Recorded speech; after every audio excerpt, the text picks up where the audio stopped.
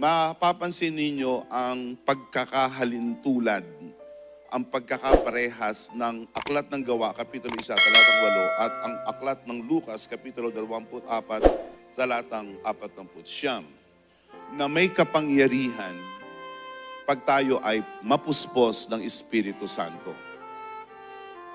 There is power when we are actually filled with the Holy Spirit of God. And the apostles during the first century Christian era, they demonstrated it. They showed it. Ipinakita nila what ministry look like when a ministry is filled with the Holy Spirit of God. And then the Apostle Paul in Ephesians chapter 5, he was the one that really taught the church the importance of being filled with the Holy Spirit.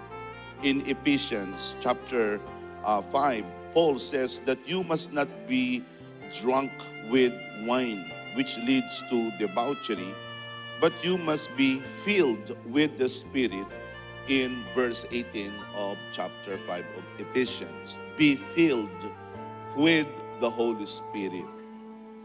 To be filled with the Holy Spirit, the connotation is that of an ongoing experience. This is not a one-time experience, but this is an ongoing experience of every believer. Yan ang ibig sabihin ng mapuspos ka ng Espiritu Santo ng Panginoon.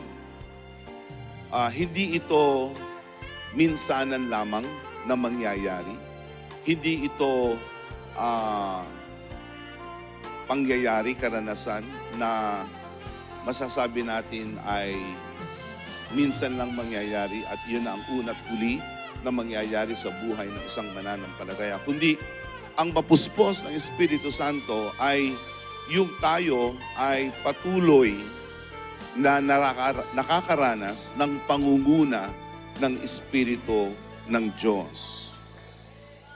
The idea used by Paul in a negative sense is that of being drunk, being intoxicated. Yun ang kanyang ginagamit na paglalarawan ng isang napupuspos ng Holy Spirit. Siya ay parang lasing. Alcoholism isn't something that is developed simply because you drank, one bottle, or you consumed several cases of beer in one occasion and that's it. Alcoholism is developed over a long period of time. Kayong dating lasenggero, alam niyo siguro ang sinasabi ng banal na kasulatan. Hindi kayo nalasing sapagkat nakaamoy kayo ng tansan ng alak, kundi marahil bata pa kayo, umiinom na kayo at ito'y lumala ng lumala. So, hindi lamang minsan. To be filled with the Holy Spirit is to always yield yourself, surrender yourself to the power of the Holy Spirit. Kung papaano ang isang lasing ay nawalan na siya ng kanyang control sa kanyang normal faculties. And again, I have never experienced being drunk. But those of you who have experienced being intoxicated, you know exactly what the Bible is talking about. That when you're drunk, when you're intoxicated, you lose your control of your normal faculties. You become impaired. Yan ang English na ginagamit nila pag ikaw ay nagmamaneho under the influence of alcohol. You are impaired. Kaya you cannot walk straight, you cannot see right, you cannot make smart decision kasi your normal faculties ay na pangunahan na ng alcohol. But in a positive way, when you are filled with the Holy Spirit, it is now the Holy Spirit that actually guides you. It's no longer your, what we call as default setting. Kasi lahat tayo may kahinaan eh.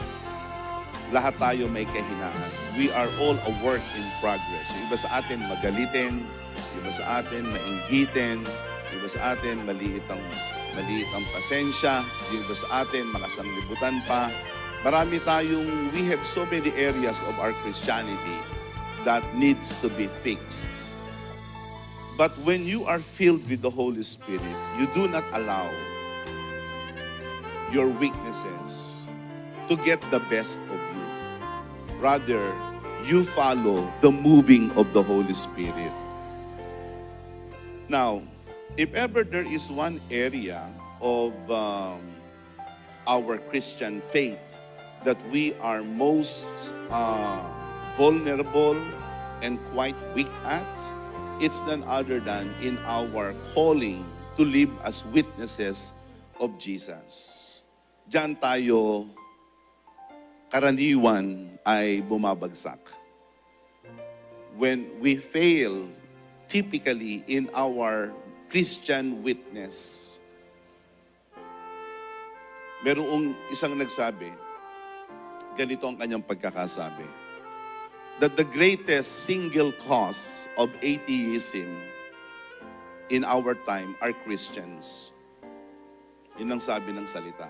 Ang pinagmumulan ng ateismo sa ating panahon ay mismo ang mga Kristiyano daw.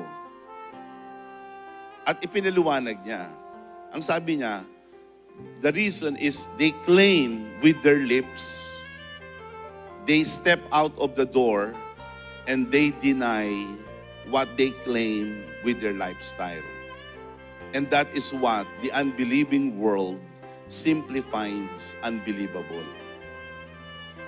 And so, our Christian witness is something that we need to work at.